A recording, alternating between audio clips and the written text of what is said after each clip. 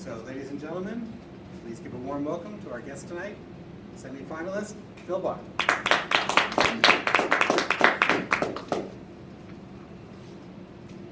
So I know at least two of you in the room know that there are two seasons to the speech contest season.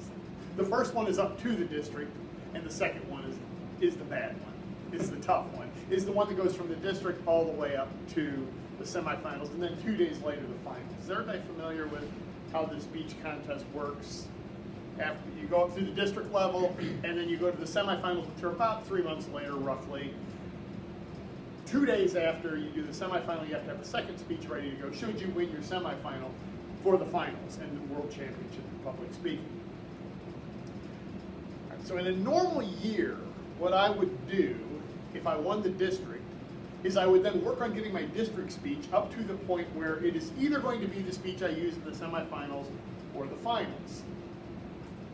And then I also have to come up with another speech for either the semifinals or the finals. That's a normal year. Mine was a little bit different this year because I had my speech from 2011 that took me all the way to the finals that I could use again.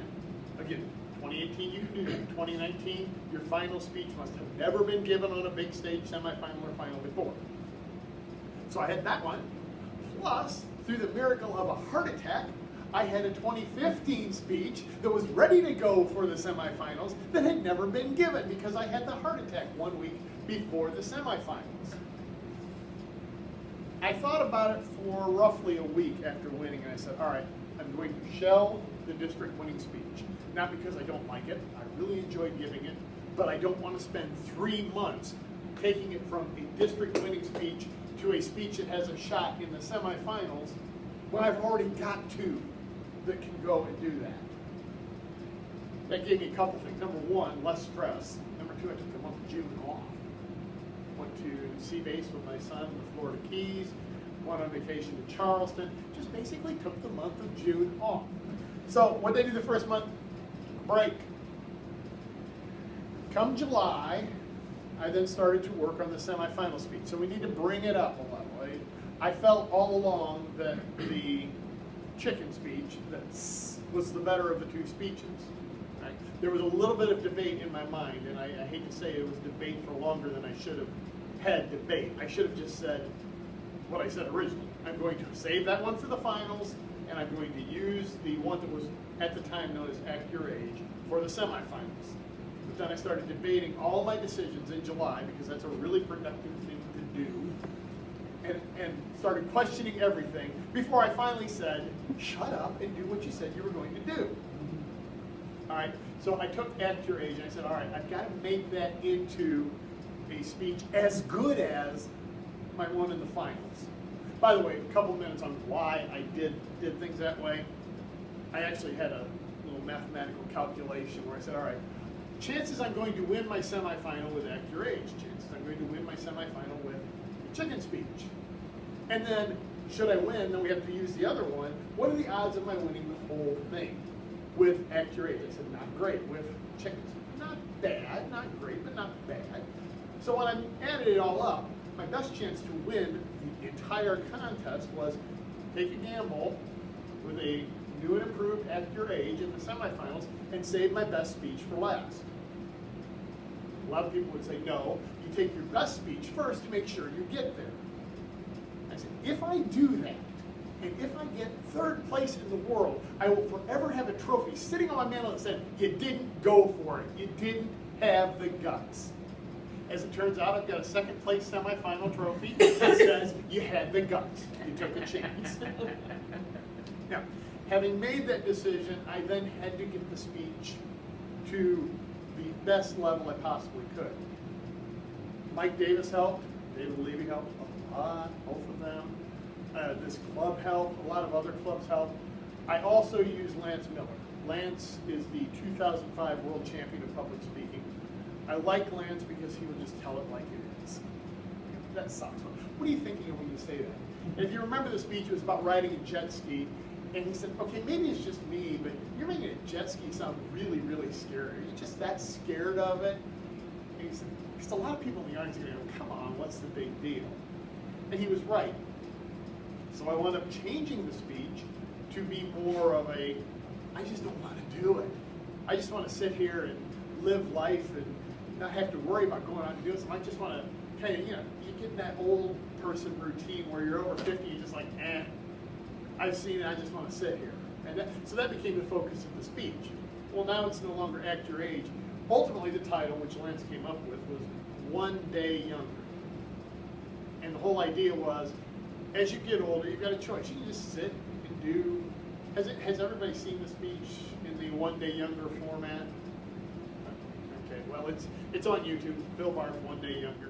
So it became One Day Younger. So you can stay on the beach and get 1 day older, or you can go try something new and get 1 day younger. And that was what I practiced. I probably practiced it here. I don't know that it was called One Day Younger on the last practice, but I practiced it here. And in that last, now we're into August, because it was August 25th. In those last few weeks, I had some business trips to Memphis in late July. I was at our 2 corporate clubs in Memphis every time I went down there, giving both of my speeches. And I did the same thing at clubs around here. The very last week, I think Monday was at Cincinnati Financial for 1 speech. Tuesday was at Anthem for both speeches. Wednesday was at my home club for both speeches. Thursday was somewhere for both speeches. Wrap around to Monday at our church where we had the big stage in practicing both speeches. And then Tuesday we went to Chicago. So a lot of people by this point would actually have it down to where they wouldn't think about changing it once they got to Chicago. A lot of people would do that. Got checked into the Marriott, and then we went down for our equipment check, dress rehearsal, make sure you're wearing appropriate clothes, I guess. Draw for position, mic check, all of that. And it's all in one room. All 110 semifinalists are divided into 10 different sections of the room. Now the good thing is, I know a few of the other semifinalists through Facebook, and so I got to meet people on Facebook that I may have not known face to face, but there were 12 or 13 former finalists who were in the semifinals this year. So we went around kind of shaking hands and getting to meet people for the first time, or in some cases people I'd known from prior contests. So we did all that, and then they finally usher us into the room. They break us into groups of 10. We draw for position, and they then tell us how the contest is going to work. Meanwhile, I've met now a couple times the people in my group, the 11 of us who will be in my semifinal. And there's a group of people who want to keep to themselves, and there's a group of people who want to cut up and laugh, and I'll bet you can guess which group I fell into. So there was a group of us that kind of were sitting there together when one of the guys in my group raises his hand, and he goes, "How do we protest lack of originality?" So I look at that guy and goes, "You know my speech already? What?" He goes, "What do you think, Phil? You started with friends, Romans, and countrymen, lend me your ears, of course he's heard it."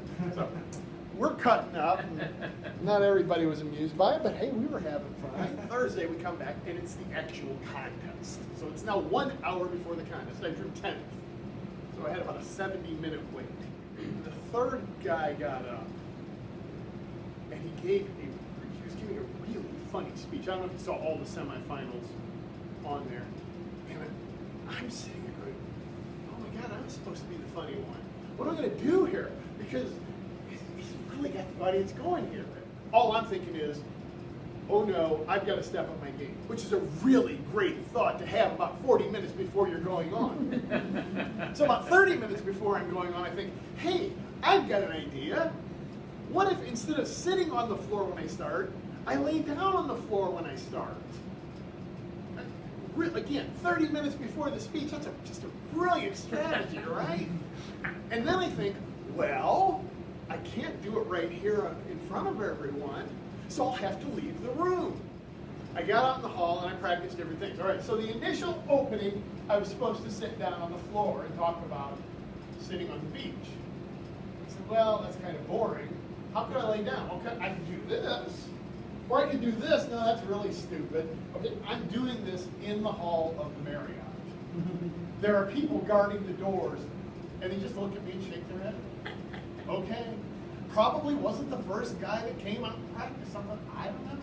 So it was decided that I would go back to this speech, or this position, and slow my speech down for the opening, which worked very well. And I slowed down, I said, I had just turned 50. 50. 5 decades, half a century. And the Toastmaster was sitting right there. So before I got up, I was like, Mr. Toastmaster, fellow Toastmasters, and then I got up.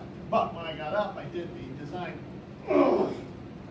that all people my age do when they get up off the floor. And I did it really loud in the microphone. And the audience lost it. And we had a great time. But I've got to tell you what happens 1 minute before the speech. So let's go back to 1 minute before the speech. So actually all I've done is decide this at this point.